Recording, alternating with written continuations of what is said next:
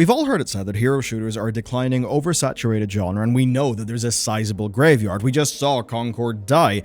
But of course, that's an assessment that does not gel with Marvel Rivals' absolutely gigantic success, because somehow in a year where everybody has been mocking publishers over hero shooters and generally just mocking a lot of live service titles, Marvel Rivals is absolutely thriving, and that is not an overstatement. It got 10 million players in its first 72 hours, and by now, it's actually hit 20 million. This is so much activity that Steam's backend even struggled, and for some developers it broke. They were not able to access the Steam backend to update their stuff, and this was all timed with Marvel Rivals absolutely ramming Valve servers, and of course their servers were getting rammed by both Tencent and NetEase because at the same time Path of Exile 2 did happen to be doing quite well. So much so that together, Steam actually hit a new concurrency record of 39.2 million users online at once, which is crazy. But that's not what's truly noteworthy to me. A free-to-play game exploding and then just falling to pieces, or people quickly running away, a flash in the pan, that is not a surprise. It's actually what we tend to expect. And on the internet, when people tell you something is shocking, it's often hyperbole. Here, no. This is a shocking chart. This is the retention that we are seeing with Marvel Rivals, and this is genuinely impressive. It has essentially maintained its launch peak for an entire fortnight. This is a vanishingly rare achievement. It is absolutely stunning. The daily lows for this game are resting at 180k. And, well, they're good, the highs are good and regular, and I kind of remember the words of our erstwhile Prime Minister Theresa May, strong and stable. It's rare for a new game to be that strong and stable, and if you're Blizzard, you're absolutely going to be feeling a sting. So much so, you'll definitely need to check out today's sponsor. Gorboot.dev, they're a long-time channel supporter, and they actually just got better. So what they do, right, is they teach you back-end development using Python and Go. They're structured as a community RPG. They're made by fellow viewers of this channel, and what's really nice is their clean, fresh new UI. And it's so good because in the world of just modern, soulless designs, they're actually leaning into RPG. I love it. It's so nice and rich. And on top of that, they've got another awesome feature called Spellbook that they just shipped, and it is so cool. So as you're progressing through lessons, right, you unlock new Spellbook pages, and these are all like fully searchable. They're full of concept explainers, documentation, code examples, and you can bring it up with just the hit of a hotkey, and that's all unlocked in line with your progress, which is really powerful for learning.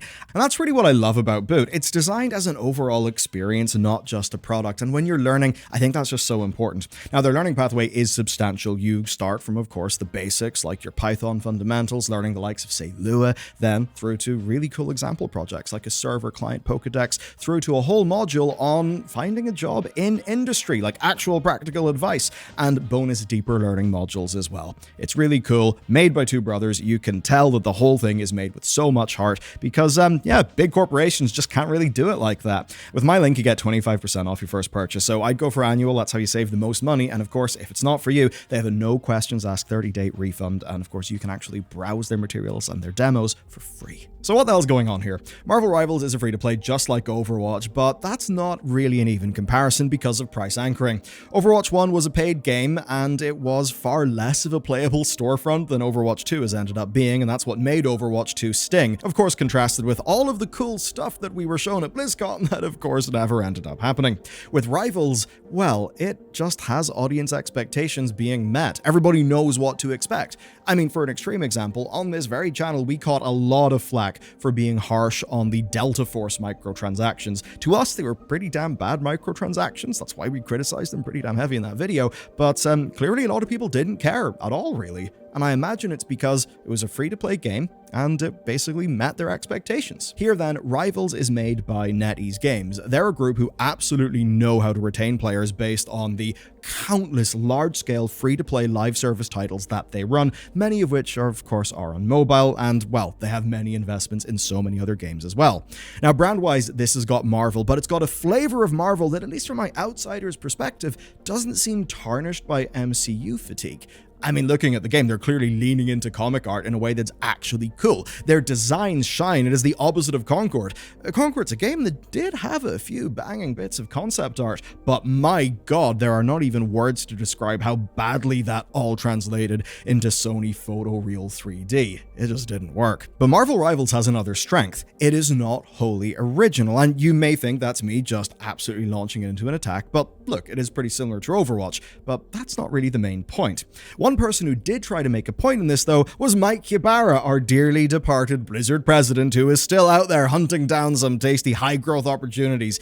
He launched a rather infamous tweet. I'm just going to read it out for you, and hey, you gotta get it here because he deleted the original. Quote, "Looks like Overwatch Marvel Rival ships tomorrow. I mean, even the character name, Widowmaker in Overwatch versus Black Widow in Marvel Rivals, lol.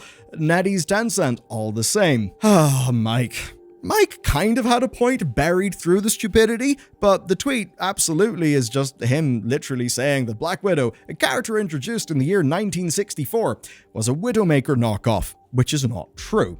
You could maybe say his actual point, though, is the character kits. In a way, it makes the point he was trying to make, but it also shows why people are resonating with this game. Black Widow has got a rifle, it's got a scoped mode that does more damage, she's got a grappling hook. So yeah, she will totally appeal to Widowmaker mains. But take a look at gameplay footage they have added to the kit. You've got a knockback kick, you've got a melee baton plus charged plasma round, and it does come together to actually play differently. Now, I get why Ybarra tweeted, but the gameplay here is different, especially with its close-range, third-person brawl element that's going on. And that's the point. Rivals does not just copy, generally speaking, it iterates. Now, there's always going to be genre crossover. Maybe I'm going to take a look at, say, Paladins from Hi-Rez, but Marvel Rivals is different. Like Overwatch, it's got the split between tank, DPS, and support, and many of the 33 launch heroes do have direct crossovers, some that are absolutely leaned into. I mean, Black Widow probably doesn't need to be a sniper, and yeah, she'll definitely be like that to appeal to the Widowmaker mains. And some of them are inherent, like Hawkeye and Hanzo, who are both bow users, or Symmetra and Doctor Strange, who both use portals. But the thing that matters is that Rivals gets to cook with almost 70 years of inspiration and a wealth of real-world player experience from other hero shooters, and that means what we've got is a slick game that is an iteration rather than a clone. That is the point that Ybarra's absolutely dunked on tweet missed, and I think it's why this is a game that is actually surprising and delighting people. It has iterated and brought its formula forward, and in a way it's done that against traditional wisdom that would say that hero shooter is on the downtrend, that there's MCU fatigue, and that the track record with hero games is actually pretty damn bad. When we think hero game, we're all just going to think of PlayStation Spider-Man, but that's because we've forgotten the massive graveyard of dead games, and even the Marvel graveyard, which will of course have Square Enix's Avengers in it. That was very much the lol cow of its here. But even good games that have got, like, big, popular Marvel superheroes have failed to meet financial expectations. We've got two examples of this. One is Guardians of the Galaxy, and the other is Firaxis' Midnight Suns. And the thing is, those were both really good, well-reviewed games that just didn't sell. And then, of course, there's the now rather end-of-life Suicide Squad Kill the Justice League. Before that, there's Gotham Knights. So it's not been a good time. By comparison, though, Marvel Rivals has got half of the internet standing Jeff the Bloody Landshark, who I didn't even know existed, and it turns out has only existed since 2019. So this is not a case of put heroes in it that people know and suddenly everyone will start playing. No, what they've done is they've nailed the basics. They have carefully chosen some deep pools, they've chosen things that everybody knows, and they've executed it all to an extremely high standard. The mechanical diversity of this game, especially considering that it's only just launched, is absolutely insane. And that's a large part of why people will play it over Overwatch. One team can have, let's see, a teleporting ninja fight, multiple flight-based characters, web swingers, and where the web swinging actually feels good. If you've got Rocket and Groot, then you actually get an entirely new ability and game-wide mechanic on top of your existing set. And to quote from the game's director, the awesomely named Thaddeus Sasser, well, he basically said this: "I don't know about you, but when I heard the concept of the game, I was like, oh my god, I want to be Storm in a game. I want to be Doctor Strange in a game. I want these heroes in the game. That sounds awesome." And of course, my mind immediately leapt to all the cool possibilities you could have with that. And that seems like a very trite thing. I mean, of course he's going to say that. He's the director for the game. And it's absolutely not a fair one-to-one comparison, but do you know what appears in my head? Suicide Squad, Kill the Justice League, where the first reaction from most people when they watched that E3 trailer was, oh, this looks like a generic third-person shooter. Why are we just doing shoot-bang with guns? This doesn't really feel like Heroes. Which, obviously, broad market perception, what consumers thought, was not enough to get that game any cut through. But look, that's enough lavishing this game with praise. Let's get back to business, especially because there's a statistic that puts this whole thing in context. Matt Piscatella's got 2 decades of industry analysis experience. He's the executive director of Circana. They're a long-time analytics firm. They are not small. You actually may know one of the companies they just acquired. Nielsen, as in Nielsen of television ratings fame. So they're a big fish with massive corporate clients. Literally, their stock in trade is actually having good analytics. And what's great is Matt shares loads of games data in public. This chart shows the percentage of weekly actives by game title. And better than anything, this shows just how winner takes all this industry is. Because we can see that the top 5 games hold 75% of audiences, like just by player numbers. And if you're an indie, in a way, that's okay because you're fighting for the 25% of the audience, not the big 75%. You don't need that insane level of scale to be successful. But if you are a major AAA live service, you need to make a dent in that 75%. You need to fight with those games that are taking so many people in an absolute winner-takes-all industry. And of course, it's failing to do that leads to the likes of, say, X-Defiant going under the way that it did, Concord immediately dying because there was no real universe where it was going to get itself to where it needed to be. And it's in that context that Rivals is actually impressive, because in a winner-takes-all industry, it has managed to get cut through. And this is what their director had to say. It's pretty wise. There's a switching cost. I've already invested in Overwatch. I've got 15 skins for Pharah. I'm not going anywhere. I think the trick is you need to have that reason that people want to come and play your game, and I think Marvel Rivals does that exactly with the superhero. And that's basically the big point. Nailing fantasy and using the comics as an excuse to go extremely hard on designs and to make those designs fundamentally appealing. That has worked. Look, I'm not trying to be cruel to Concord on purpose, but just look at the skin variants. Look at what they look like. And now look at the things that you can buy within this game. So, Mr. Herman Hulst of PlayStation, if you're confused about why Concord, which you reportedly were really bullish about, if you're kind of confused why it didn't really work out, this is a really good example. But even with all that good, there are 2 things to discuss. Number 1, business model. It's coming under some critique, and for strange ways, because it does seem a little bit poorly thought out. But also that this game is actually walking a very similar path to Overwatch, and they are going to have to be careful and make sure that they do not step into all of the rakes that, of course, Blizzard stepped into, meaning that Blizzard hit themselves in the face. Monetization first, and I'd say that it's mixed, though fundamentally it does have something that Overwatch does not have in that it is a third-person game. Now, if you look at Counter-Strike, I mean, obviously, it's guns and knives because those are the most tangible and visible things. But with, say, League of Legends, which has now got hyper-expensive skins that can cost hundreds of dollars, that's third person. You can see your character. It's almost as if regularly seeing the thing that you're expected to buy kinda matters.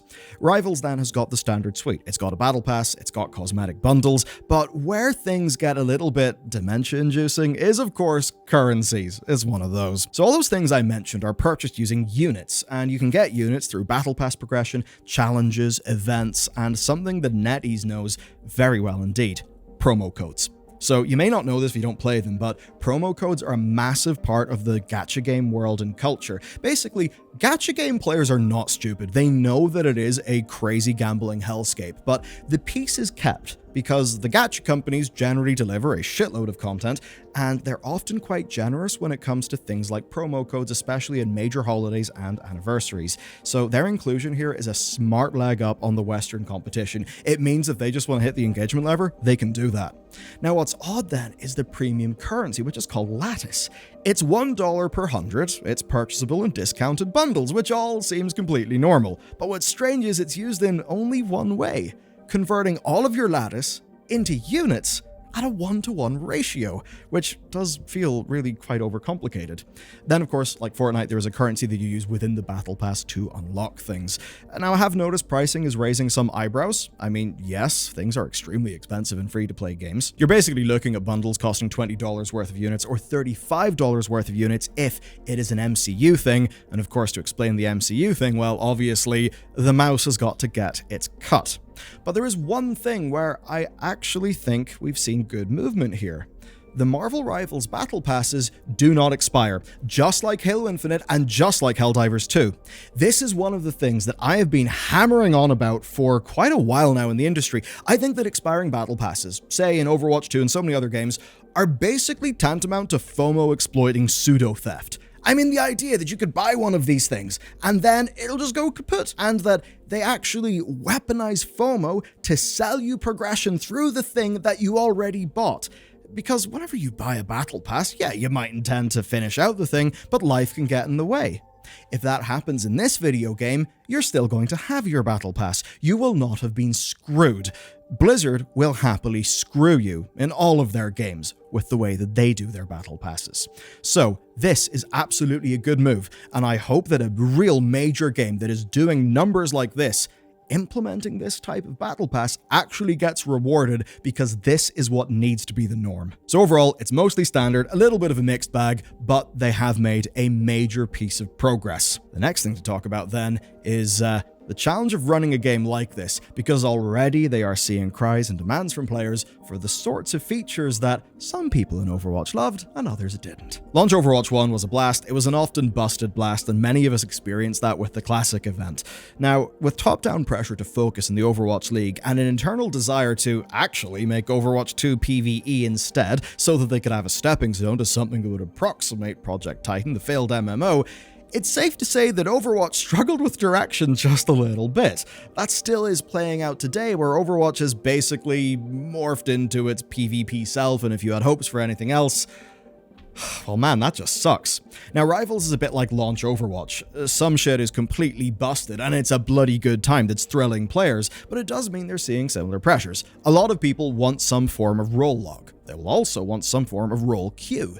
How are they going to deal with this? And I say that because we've typically seen live service shooters through a ranked progress first, esports-focused lens, something I see a lot of pushback to in comments of our videos. So navigating that is going to be a challenge here, especially because they have got such a broad audience. An audience that, in terms of its dynamics, I would say is far closer to the Overwatch 1 ginormous audience than the far smaller and I suppose more clearly competitive PvP-focused Overwatch 2 audience.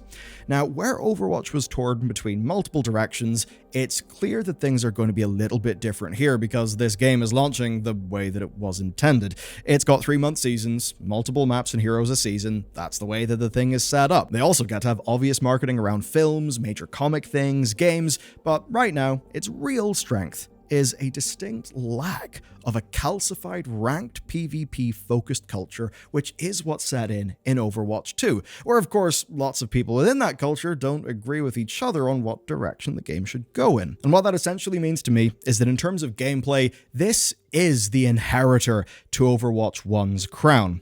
Now, from a world-building perspective, it is not an inheritor to Overwatch 1, and that is the thing that's tragic about Overwatch 1. So many people fell in love with the world, only to be profoundly let down, where the Overwatch world has basically just turned into an excuse to have branded crossover events. We live in hell. But at least if you like that gameplay, you've now got a game that seems catered to you. And NetEase's challenge then is avoiding the mistakes of Blizzard. On balance, I actually think they will largely succeed in this one, but only time will tell. And if you want to check out another pretty hot bit of news, this video next.